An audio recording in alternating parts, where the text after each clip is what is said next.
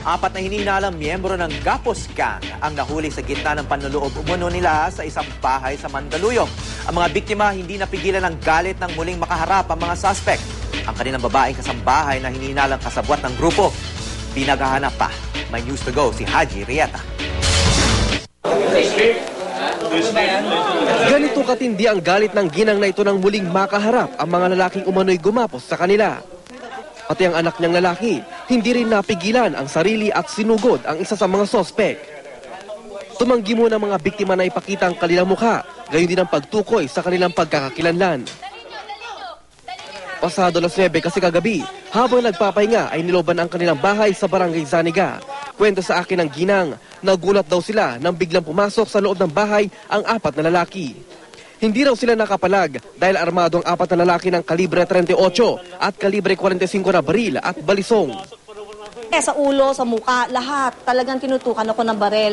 Kahit nga nung nagtatali siya sa akin ang baril niya nakaganito kasi isang kamay naman papulupot ng pulupot sa kanya. Natigilan siya sa paghawak ng barel nung ang aking kamay at bibig may tali na yung kamay ko at yung aking bibig ay may tape na.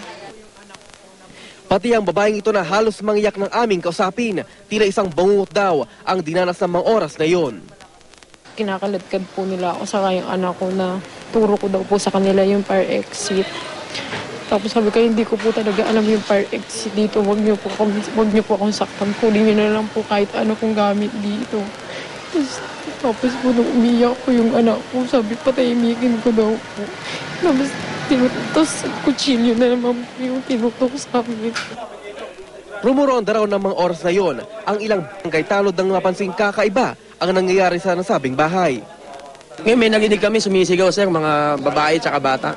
Ngayon pagpasok namin sa loob, may tumakbo sir, 2 lalaki. Papasok ng bahay. Ngayon nung sinundan namin, tumakbo na yung mga bata palabas.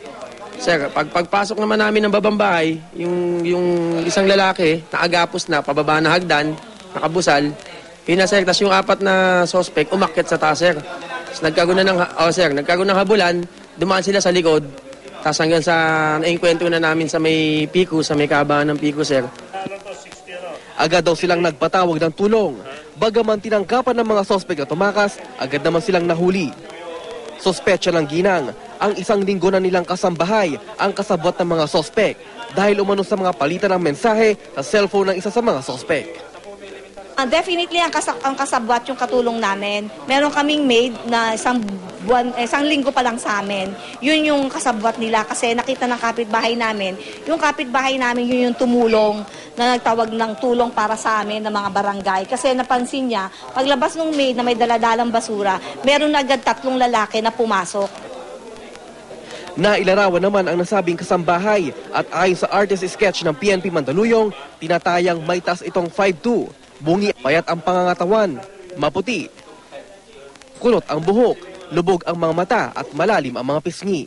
Patuloy ang investigasyon ng pulisya sa nasabing krimen. Haji Rieta, GMA News.